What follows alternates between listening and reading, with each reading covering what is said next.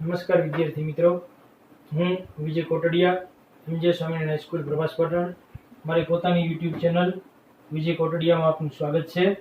આજે આપણે ધોરણ 10 ની અંદર વિષય ગણિતમાં ત્રીજું પ્રકરણ દ્વિચલ સુરેખ સમીકરણ યુગ્મનો અભ્યાસ કરીશું.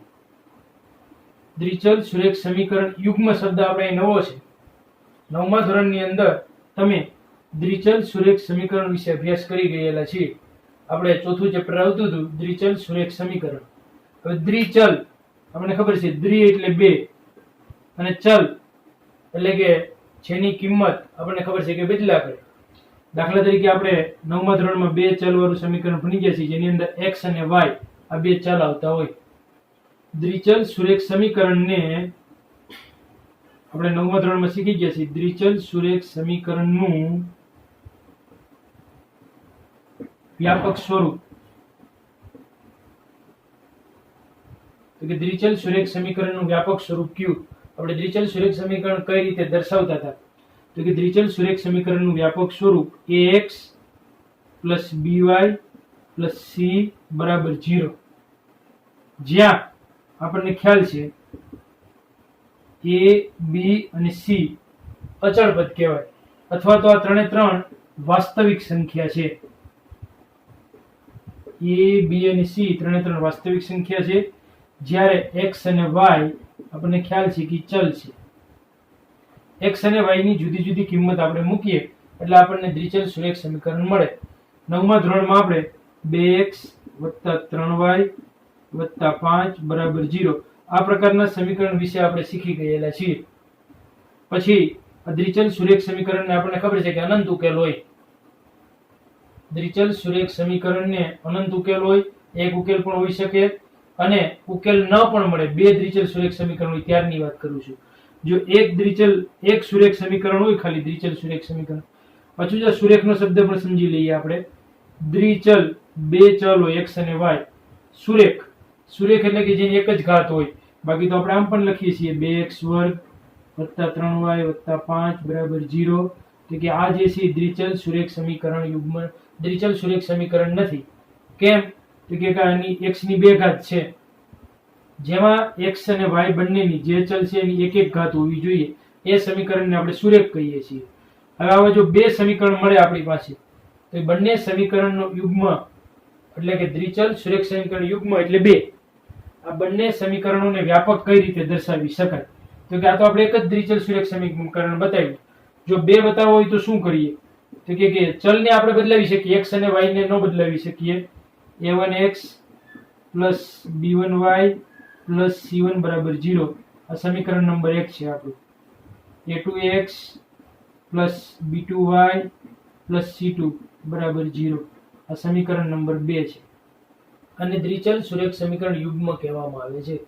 એટલે કે આપણે જે લખ્યું હતું 2x + 3y = 5, 6x + 7y = 9 જે આપણે લખીએ છીએ, આ એક સમીકરણ અને આ બીજું સમીકરણ, આ બંને જોડીમાં હોય એટલે એને આપણે યુગ્મ કહીએ છીએ. આપણે આ પ્રકરણની અંદર, ત્રીજા પ્રકરણની અંદર દ્વિચલ સુરેખ સમીકરણ યુગ્મને ઉકેલવાની જુદી જુદી રીતો છે. આપણે આગળના ધોરણમાં આલેખની રીત અને લોપની રીતનો થોડો ઘણો અભ્યાસ કરેલો છે. દ્વિચલ સુરેખ સમીકરણ યુગ્મ ઉકેલવાની કુલ 4 રીત આપણે આ પ્રકરણની અંદર શીખવાની છે. આલેખની રીત, જો દ્વિચલ સુરેખ સમીકરણ યુગ્મ ઉકેલવાની રીત.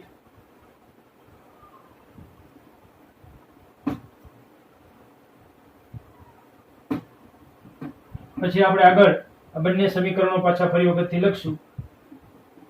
દ્વિચલ સુરેખ સમીકરણ યુગ્મને ઉકેલવાની કુલ 4 રીત છે.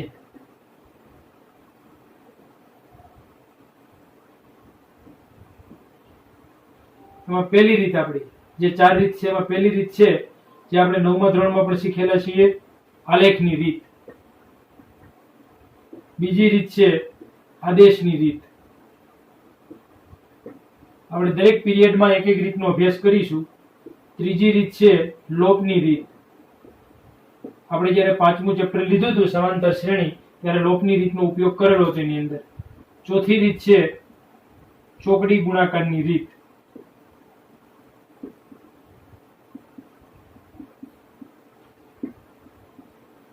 જો ફરી વખત યાદ રાખજો, દ્વિચલ સુરેખ સમીકરણ યુગ્મ ઉકેલવાની કુલ 4 રીત છે. આલેખની રીત, આદેશની રીત, લોપની રીત અને ચોકડી ગુણાકારની રીત. પરીક્ષાની અંદર કોઈ પણ રીત આપણને પૂછાઈ શકે છે.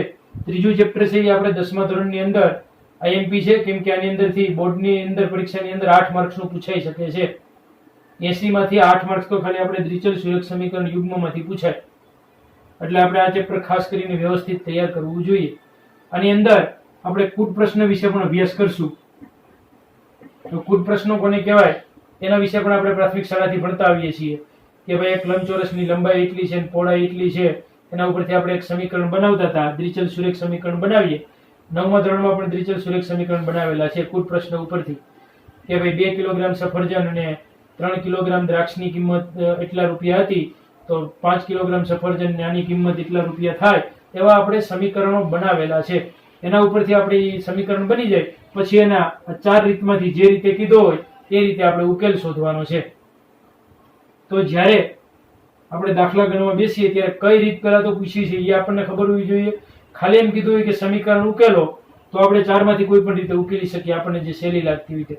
મોટે ભાગે લોપની રીત અને આદેશની રીત છે એ ટૂંકી છે અને થોડીક સરળ લાગશે આપણને. ચોકડી ગુણાકારની રીતનો 3 માર્ક્સનો દાખલો પરીક્ષામાં આવી શકે છે. આલેખની રીતમાં પણ આપણે આલેખની જરૂર પડે એટલે એનો દાખલો પણ પરીક્ષાની અંદર આવી શકે. તો દ્વિચલ સુરેખ સમીકરણ યુગ્મને ઉકેલવાની કુલ 4 રીત છે. તો દ્વિચલ સુરેખ સમીકરણ આપણે જે બે લખાતા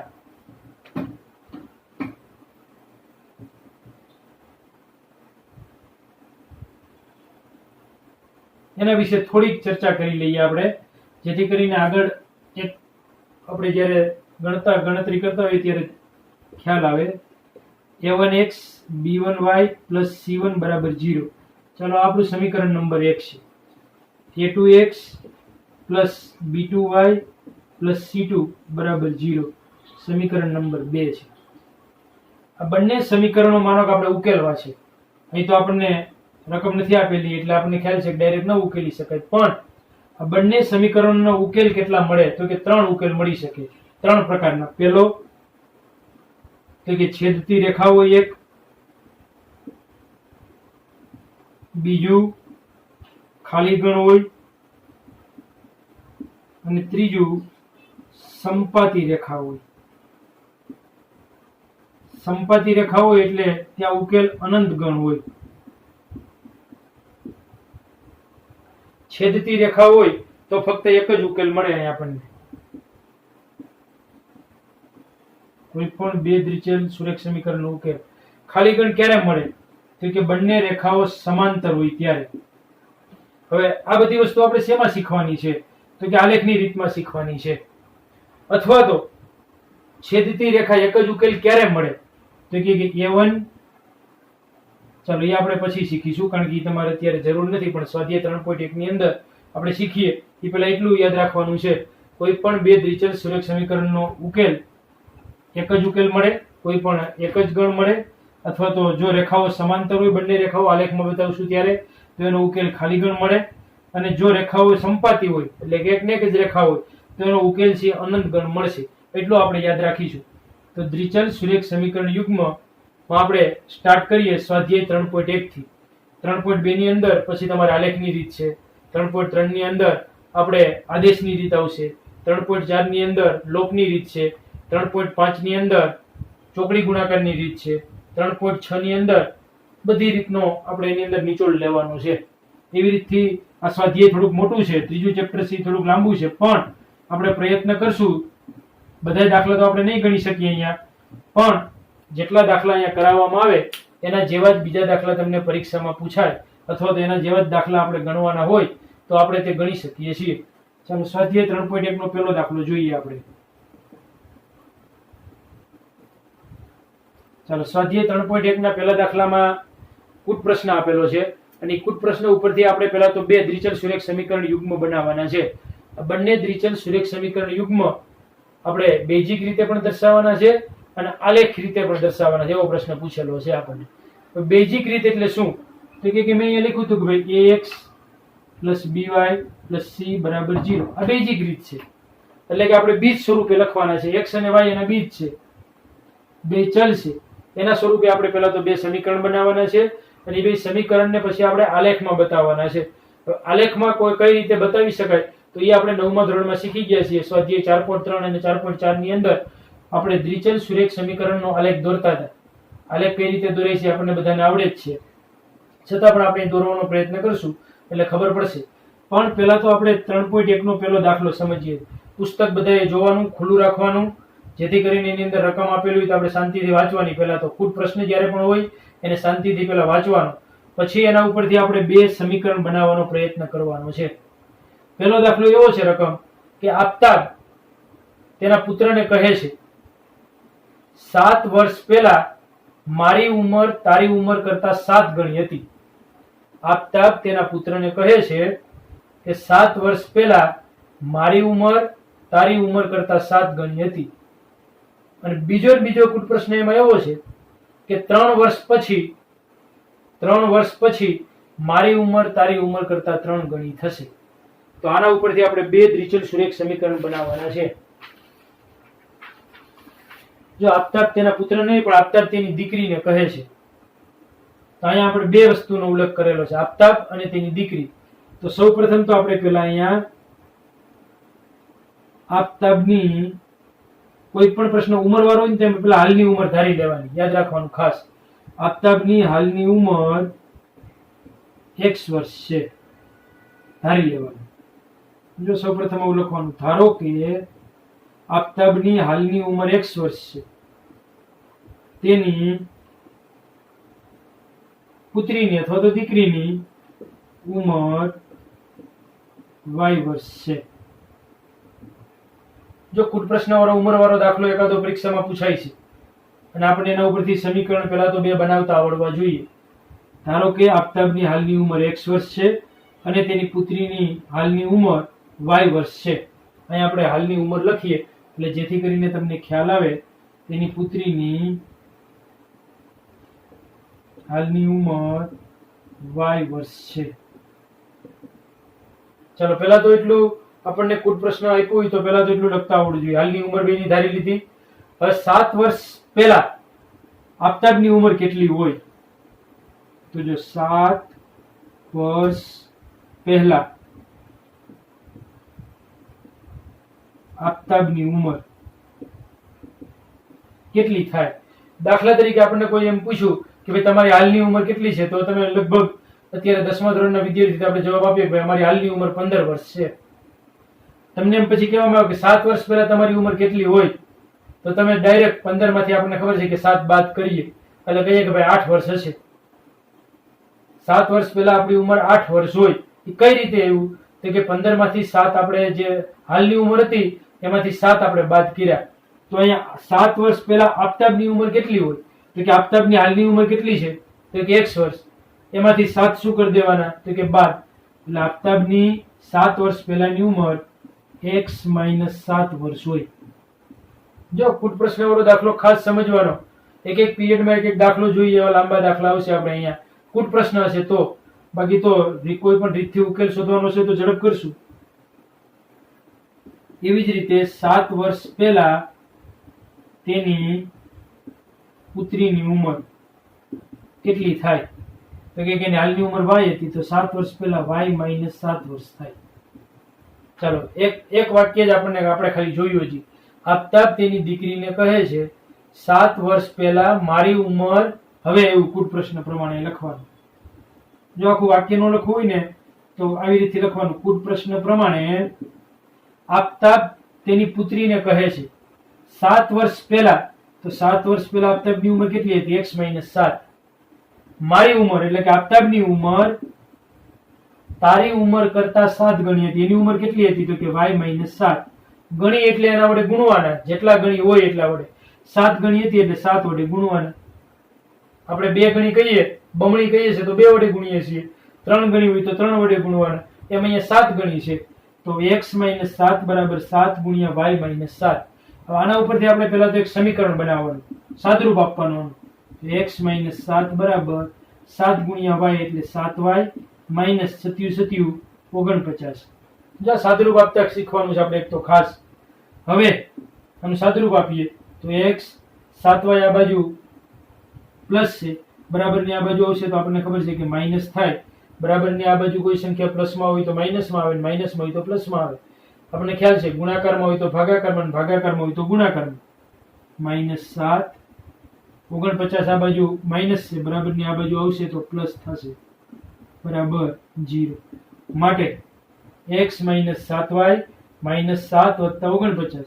હવે આનું સાદુરૂપ આપીએ તો x - 7y 49 માંથી 7 જાય, કારણ કે આ -7 છે, આ +49 છે, તો 49 માંથી 7 જાય એટલે 42 વધશે, +42 = 0. સમીકરણ નંબર 1. જો હજી પહેલા દાખલાની અંદર આપણને એક સમીકરણ મળ્યું. આફતાબની હાલની ઉંમર આપણે x વર્ષ ધરી, તેની પુત્રીની હાલની ઉંમર y વર્ષ ધરી, તો 7 વર્ષ પહેલા બંનેની ઉંમર કેટલી હતી તે લીખવું અને કૂટ પ્રશ્ન પ્રમાણે આપણે એક સમીકરણ બનાવ્યું. તો x - 7y + 42 = 0. ચાલો એ જ રીતે હવે થોડીક સ્પીડ કરશું આપણે. આવી જ રીતે તમારે લખવાનું છે. તો 3 વર્ષ પછી આફતાબની ઉંમર કેટલી થાય? હવે તમે જવાબ આપી શકવા જોઈએ. તમને ખ્યાલ છે, તમને એવું પૂછવામાં આવ્યું કે ભાઈ હાલમાં તમારી ઉંમર કેટલા વર્ષ છે, તો આપણે કહીએ છીએ કે ભાઈ હાલમાં અમારી ઉંમર 15 વર્ષ છે. તો 3 વર્ષ પછી કેટલી થાય? તો કે 3 વર્ષ પછી તો કે 18. જો પહેલા હોય તો બાદ કરવાના અને પછી હોય તો ઉમેરવાના.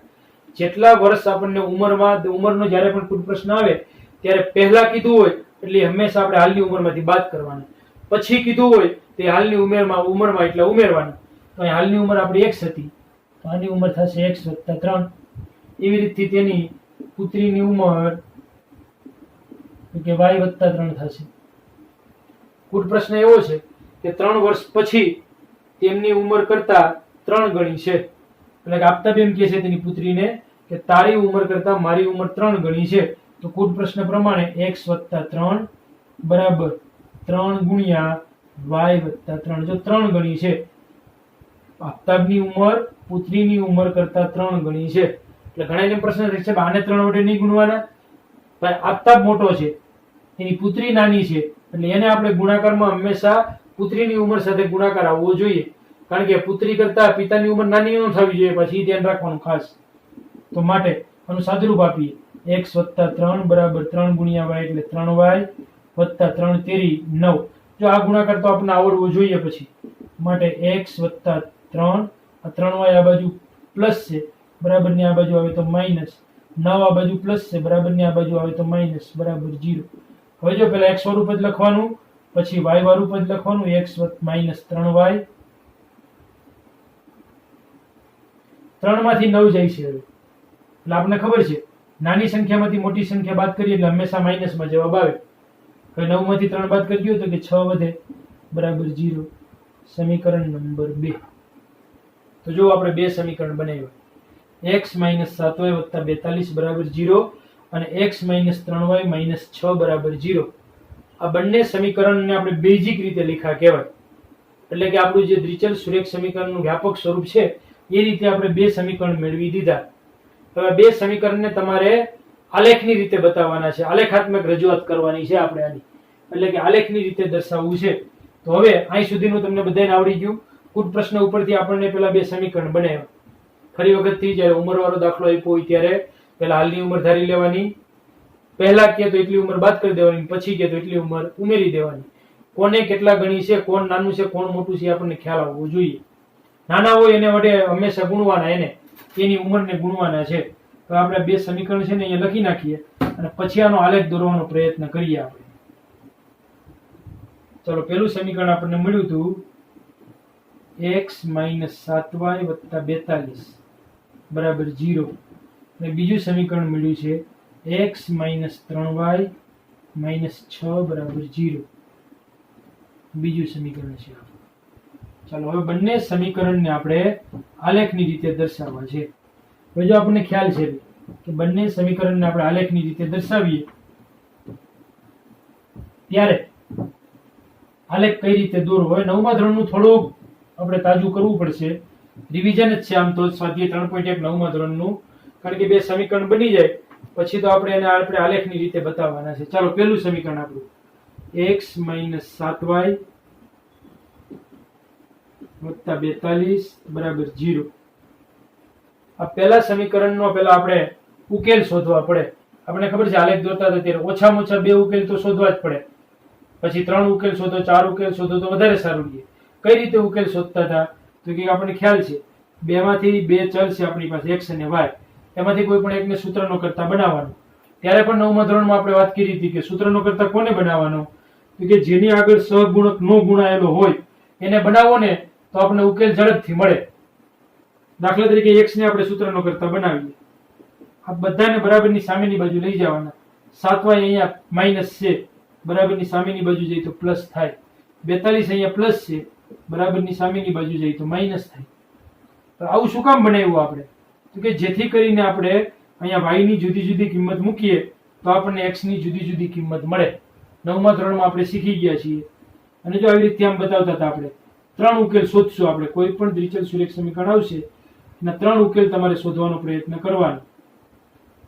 ચાલો અહીંયા x લખવાનો, અહીંયા y લખવાનો. ઉકેલમાં આપણને ખબર છે હંમેશા પહેલા x આમ હોય ને પછી y આમ હોય. ચાલો અહીંયા આપણે y ની જુદી જુદી કિંમત મૂકીએ તો જેથી કરીને આપણને x ની જુદી જુદી કિંમત મળે. દાખલા તરીકે અહીંયા y ની જગ્યાએ હું 6 લખું. જો સમજજો ખાસ આનો ઉકેલ કઈ રીતે મેળવવાના છે.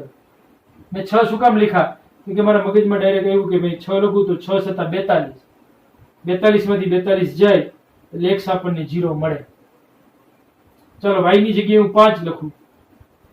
જો બહુ મોટી રકમ લેવા નહીં જવાની. અહીં હું 0 લખી શકતો હતો y ની જગ્યાએ. તો 0 લખું તો શું થાય? તો પછી આલેખ આપણો મોટો થશે. કેમ? 7 × 0 એટલે 0. 0 માંથી 42 જાય તો -42 વધે. ઉકેલ આપણે એવા લેવાના કે જેથી કરીને આપણે આલેખની અંદર બતાવી શકીએ. ચાલો અહીંયા હું 5 લખું છું y ની જગ્યાએ. તો 7 × 5 = 35. આ બધું તો પછી મોટા 10મા ધોરણના વિદ્યાર્થીને એટલું તો આવડવું જોઈએ. 35 માંથી 42 જાય તો -7 વધે. આપણને ખબર છે કારણ કે નાની સંખ્યામાંથી મોટી સંખ્યા બાદ કરી. હવે એક ત્રીજો ઉકેલ હજી શોધી લઈએ.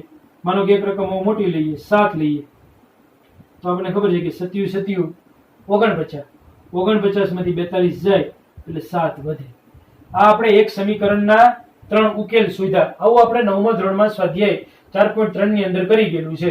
અને તમારે પરીક્ષાની અંદર દાખલો પણ પૂછાયેલો હતો કે ભાઈ આ સમીકરણના 4 ઉકેલ શોધો તો એનો ઉકેલ આલેખને સમીકરણને આલેખ ઉપર બતાવો. આ પહેલું સમીકરણ આપણે ગણ્યું. એવી રીતે બીજું સમીકરણ આપણું છે x - 3y - 6 બરાબર 0. ચાલો અહીંયા પણ આપણે જોઈએ છે x ની આગળ કઈ સહગુણક નથી એટલે x ને સૂત્રનો કરતા બનાવીએ તો 3y આ બાજુ માઈનસ છે, બરાબરની આ બાજુ આવે તો પ્લસ. 6 આ બાજુ માઈનસ છે, બરાબરની આ બાજુ આવે તો પ્લસ. ચાલો અહીંયા પણ આપણે આના પણ 3 ઉકેલ શોધવાનો પ્રયત્ન કરીએ.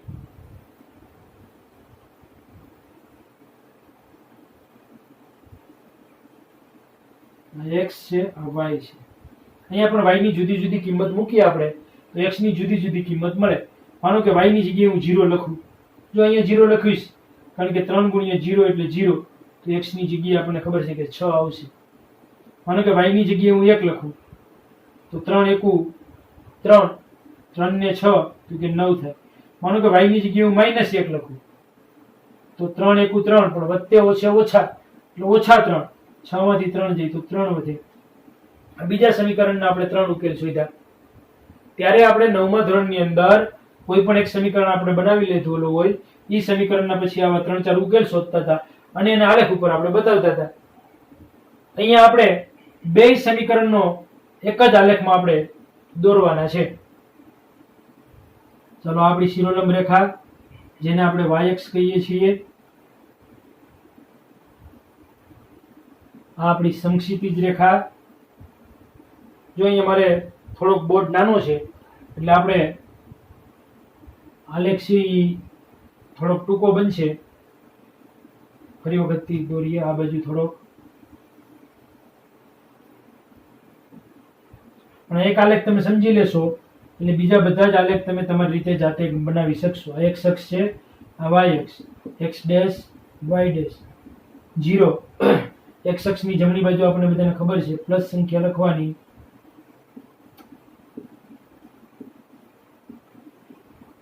આપણે આલેખમાં ક્યાં સુધી ગયા છે જોવાનું. 9 સુધી છે આપણી પાસે. એવી રીતથી y અક્ષ માં ઉપરની તરફ બધી ધન સંખ્યા,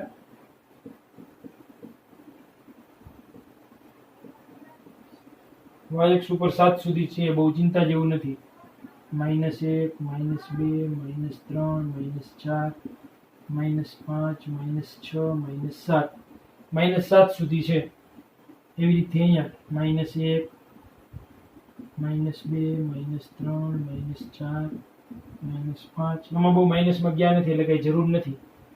ચાલો હવે આ પહેલા સમીકરણને આપણે એના જે ઉકેલો મળ્યા છે તો ઉકેલોને આલેખ ઉપર બતાવવાનો પ્રયત્ન કરીએ.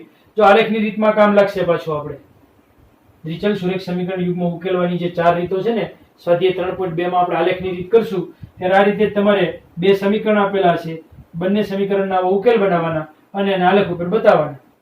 અને આપણે અત્યારે આલેખ ઉપર જ બતાવીએ છીએ, પણ ઉકેલ કેવો મળે છે એની આપણે બહુ ચર્ચા અહીંયા નથી કરતા, પણ 3.2 ની અંદર એની ચર્ચા કરશું. ચાલો પેલો દાખલામાં આપણે જોઈએ કે 0, 6 બિંદુ ક્યાં આવે. તો કે x અક્ષ ઉપર 0 છે, y અક્ષ ઉપર 6 છે. -7, 5 તો x અક્ષ ઉપર આપણે -7 ગોતવાના, y અક્ષ ઉપર 5 ગોતવાના. તો કે આ રીતે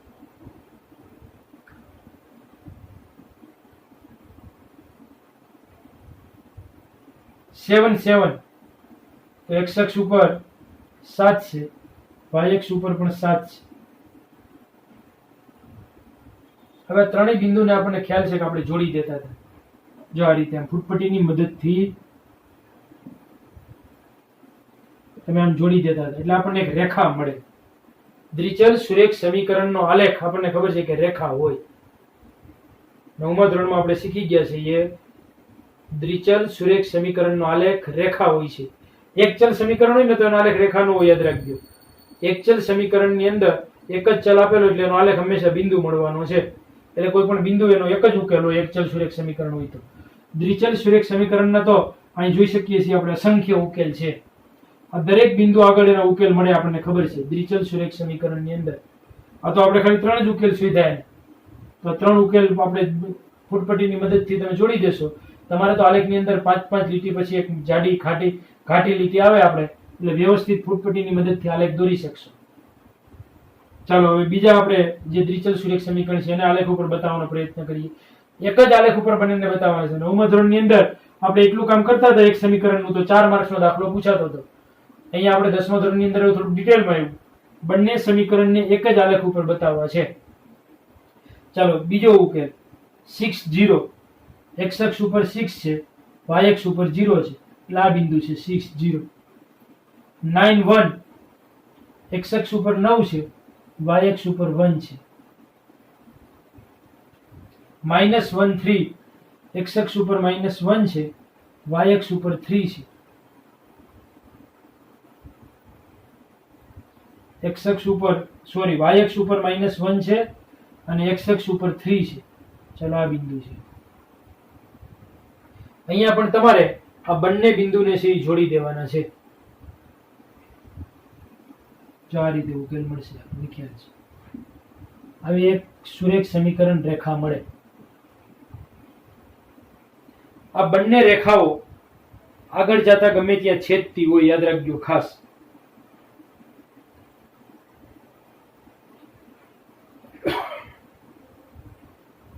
તો કઈ જગ્યાએ છેદશે એ તો તમે આલેખમાં જો આપણે વધારે બતાવ્યું હોત તો આપણને ખ્યાલ આવત. તો અત્યારે અહીંયા ક્યાંય નજીકમાં તો ક્યાંય છેદતી નથી, પણ જેમ જેમ તમે આગળ જાશો તેમ બંને રેખાઓ ક્યાંક છેદતી હોય. આ રીતે આપણે એને આલેખ ઉપર નિરૂપણ કર્યું કહેવાય. બંને રેખાઓ ક્યાં છેદે છે એ તમે મોટો આલેખ દોરો તો આપણને ખ્યાલ આવે. તો મોટો આલેખ દોરવા માટે અહીંયા આપણે પછી છે ને આ અંતર થોડાક મોટા કરવા પડે. 5, 10, 15, 20, 25 એવા લેવા પડે જો ક્યાંય નજીકમાં ઉકેલ ન મળતો હોય તો. અથવા તો 3 નો ગાળો રાખવો પડે, 2 નો ગાળો રાખવો પડે. એ રીતે આપણે આલેખ દોરીએ. આમ તો 5 નો ગાળો રાખીએ તો આપણને એનો ઉકેલ મળી જશે. આ સમીકરણનો ઉકેલ એટલે કે આલેખ આમ તો બંને કઈ જગ્યાએ છેદે છે તો કે આમ તમે જોવા જાવ ને તો બંનેનો સમીકરણનો ઉકેલ કઈ જગ્યાએ એવું કયું બિંદુ લેશું કે જે બંનેમાં આવતું હશે કે જેથી કરીને આપણને એનો ઉકેલ મળે. તો આલેખની અંદર તો આપણને એવો કોઈ નજીકમાં ઉકેલ આવતો નથી. લોપની રીત અથવા તો આદેશની રીત કેવી કોઈ રીત લેવા જઈએ ને તો આપણે ઝડપથી આનો ઉકેલ શોધી શકીએ. એ આપણે 3.2 માં 3.3 ની અંદર શીખીશું. આ એક પહેલો દાખલો છે આપણે આલેખની રીતે બતાવ્યો કહેવાય, અને આ ભૌમિતિક રીત આપણી બેઝિક રીત છે. આ કે મેં બેઝિક રીતે બતાવ્યો કહેવાય. આ રીતે કુટ પ્રશ્નને પહેલા તમારે બે સમીકરણ બનાવવા પડે, અને એ બંને સમીકરણને આપણે આલેખ ઉપર બતાવવાના છે સ્વાધ્યાય 3.1 ની અંદર. ચાલો બીજો કુટ પ્રશ્ન જોઈએ એટલે થોડો ખ્યાલ આવશે. હવે એનો આલેખ તમારે જાતે દોરવાનો પ્રયત્ન કરવાનો છે. હું તમને ખાલી બે સમીકરણ કઈ રીતે બને આપણે કુટ પ્રશ્નની ઉપરથી એ બે સમીકરણ બનાવવાનો પ્રયત્ન કરીએ, જેથી કરીને આપણે આ ચેપ્ટર છે, હમણાં જે એકમ કસોટી આવે છે આપણી ત્રીજી એકમ કસોટી, એની અંદર ફરી વખતથી તમારે ગણિત વિષયની એકમ કસોટી છે, અને તેની અંદર ત્રીજું ચેપ્ટર છે દ્વિચલ સુરેખ સમીકરણ યુગ્મ, તે પૂછાવાનું છે. એટલે આપણે બીજા દાખલાની રકમ જોઈએ. બીજા દાખલાની રકમ છે ક્રિકેટ ટીમના પ્રશિક્ષક ₹3000 માં 3 બેટ અને 6 દડા ખરીદે છે. એટલે કે ક્રિકેટની ટીમ માટે એક શિક્ષક કેટલા રૂપિયામાં, તો કે 3000 રૂપિયામાં 3 બેટ અને 6 દડા ખરીદે છે. પછી તે બીજું તે જ પ્રકારનું એક બેટ અને તે જ પ્રકારના વધુ 3 દડા ₹1300 માં ખરીદે છે. આ પરિસ્થિતિને બેઝિક અને ભૌમિતિક રીતે દર્શાવો. બેઝિક રીતે પણ દર્શાવવાની છે આપણે, ભૌમિતિક એટલે કે આલેખની રીતે પણ આપણે એને દર્શાવવાનું છે. ચાલો હવે ફરી વખત, એક શિક્ષક 3000 રૂપિયામાં કેટલા દડા ખરીદે છે, તો કે 6 દડા અને 3 બેટ. જો કુટ પ્રશ્ન સમજજો ખાસ, તો અહીંયા બેટ અને દડાની વાત આવી છે, અને બેટ અને દડામાં શું આવ્યું છે, તો એની કિંમતની વાત આવી છે, એટલા રૂપિયામાં એ ખરીદે છે. તો સૌપ્રથમ તો આપણે બીજો દાખલો ગણીએ, તેમાં તમારે આવો શબ્દ લખી નાખવાનો, ધારો કે એક બેટની કિંમત ₹X છે. જો જેના વિશેની વાત કરી હોય એ પ્રમાણે ધારવું પડે. ત્યાં આપણે ઉંમર હતી એટલે વર્ષ લખતા હતા, અહીંયા કિંમતની વાત છે એટલે આપણે રૂપિયામાં લખીએ છીએ. એ ખાસ સમજવું પડે કુટ પ્રશ્નની અંદર. કોઈ જગ્યાએ પહોળાઈની વાત હશે, લંબાઈની વાત હશે, તો મીટર સેન્ટીમીટર જે કંઈ આપણે જોતું હશે એ પ્રમાણે ધારવાનું. ધારો કે એક બેટની કિંમત ₹X છે, અને એ જ રીતે એક બોલની કિંમત ₹Y છે. જો બીજો કુટ પ્રશ્ન તો એકદમ સરળતાથી તમે લખી શકશો. હવે કુટ પ્રશ્ન પ્રમાણે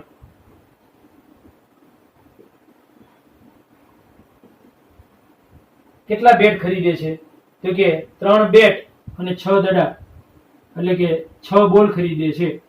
તો 3 બેટ એટલે 3 બેટની કિંમત કેટલી થાય, તો કે 3x. 6 બોલની કિંમત કેટલી થાય, તો કે 6y.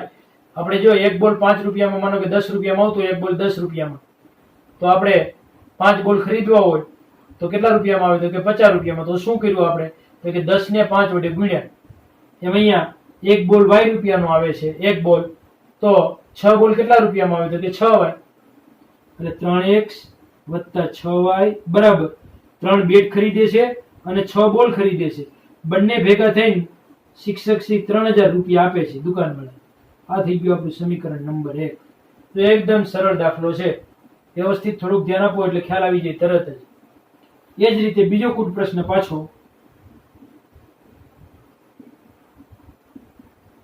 બીજા કુટ પ્રશ્ન પ્રમાણે શું કહે છે, તો કે એક બેટ અને 3 દડા ₹1300 માં ખરીદે છે. એક જ બેટ લે છે એટલે X રૂપિયા, એક બેટની કિંમત X રૂપિયા છે. 3 દડા એટલે 3 બોલ ખરીદે છે એટલે 3y બરાબર કેટલા રૂપિયા ચૂકવે છે, તો કે 1300. સમીકરણ નંબર 2. અને આપણે બેઝિક રીત કહેવામાં આવે છે. કુટ પ્રશ્ન ઉપરથી પહેલા આપણને આવા બે સમીકરણ આવડવા જોઈએ. હવે આની તમારે બે સમીકરણની 3 કિંમત ઉકેલ શોધવાના, અને પછી એને આલેખની ઉપર બતાવવાના છે. જાતે પ્રયત્ન કરવાનો છે. ચાલો ત્રીજો દાખલો ગણીએ આપણે, જેથી કરીને સ્વાધ્યાય 3.1 છે એ આપણે પૂરું કરવાનો પ્રયત્ન કરી શકીએ. ચાલો, એક દિવસે 2 કિલોગ્રામ સફરજન અને 1 કિલોગ્રામ દ્રાક્ષની કિંમત ₹160 હતી. ચાલો, આ પણ સરસ છે. આપણે ફ્રૂટની વાત આવી છે, સફરજન અને દ્રાક્ષની વાત કરી છે, એ ખરીદવું છે એટલે રૂપિયાની વાત આવી છે.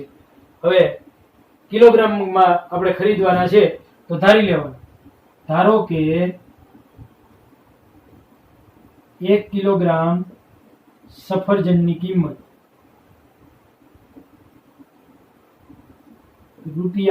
₹X છે, અને તે જ રીતે 1 કિલોગ્રામ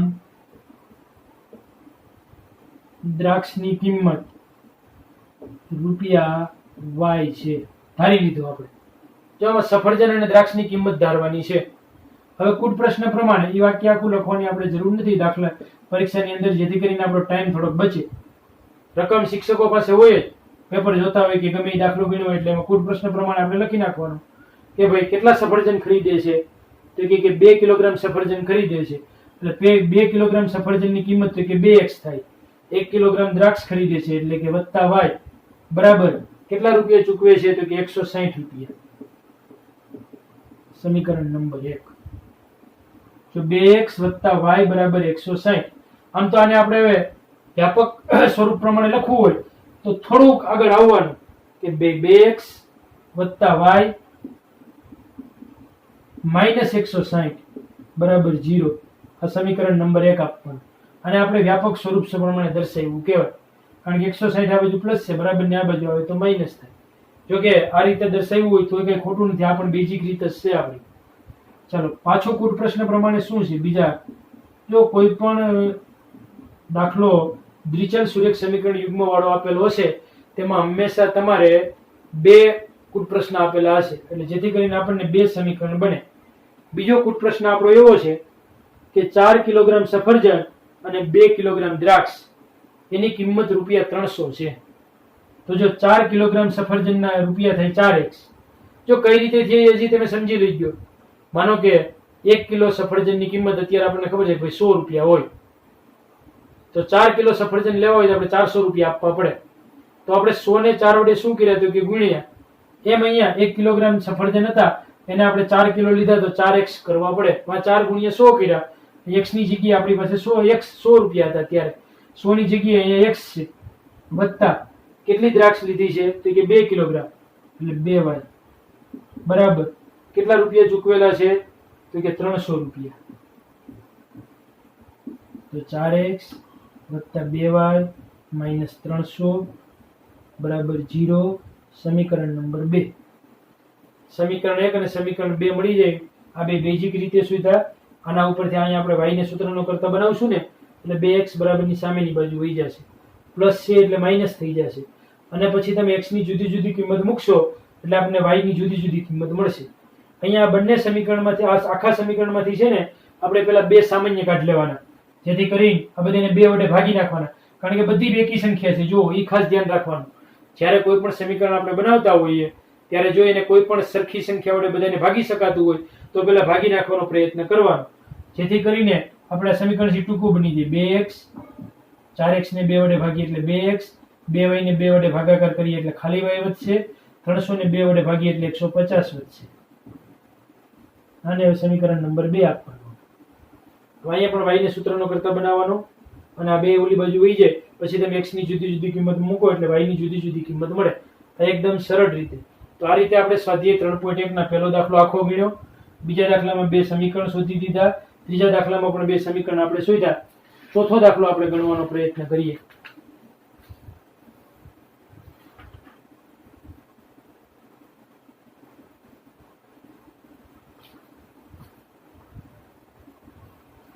ત્રણ જ દાખલા આપેલા છે આપણે સ્વાધ્યાય 3.1 ની અંદર. તો અહીંયા આપણે સ્વાધ્યાય 3.1 ના 3 દાખલા ગણવાનો પ્રયત્ન કરેલો છે. એમાં પહેલો દાખલો આખે ગણેલો છે આપણે. તમે પણ તમારા ચોપડાની અંદર આલેખ દોરજો, અથવા તો આલેખ પોથી જો 9મા ધોરણની જૂની પીઢી હોય તેમાં ખોરા આલેખ હોય તેમાં ગણવાનો પ્રયત્ન કરજો, દોરવાનો, એટલે તમને આવડી જશે. ન હોય તો લેવાની કોઈ જરૂર નથી. અત્યારે આલેખ પોથી આપણે ચોપડાની અંદર પણ આલેખ સી દોરી શકીએ છીએ, અને બજારમાંથી 2 રૂપિયાનો એક આલેખ જુદો પણ મળે છે, એમાં પણ તમે દોરી ટ્રાય કરી શકો છો. બીજો દાખલો છે એમાં બેટની કિંમતની વાત આવી છે એટલે આપણે કિંમત ધારેલી છે. ત્રીજા દાખલાની અંદર સફરજનની કિંમત આપેલી છે એટલે આપણે રૂપિયામાં 2 જગ્યાએ ધારેલું છે. આ રીતે કોઈ પણ કુલ પ્રશ્ન ઉપરથી પહેલા આપણને 2 સમીકરણ બનાવતા આવડવા જોઈએ. આ દ્વિચલ સુરેખ સમીકરણ યુગ્મમાં શરૂઆત હતી આપણી 3.1 ની અંદર. આવતા પીરિયડની અંદર આપણે કોઈ પણ એક રીત, 4 રીત છે દ્વિચલ સુરેખ સમીકરણ યુગ્મ ઉકેલવાની. આલેખની રીત, આદેશની રીત, લોપની રીત અને ચોકડી ગુણાકારની રીત. હવે આપણે આલેખની જ વાત કરેલી છે એટલે આવતા પીરિયડમાં આપણે આલેખની રીતે એનો ઉકેલ કઈ રીતે શોધી શકાય તે શીખીશું. Thank you.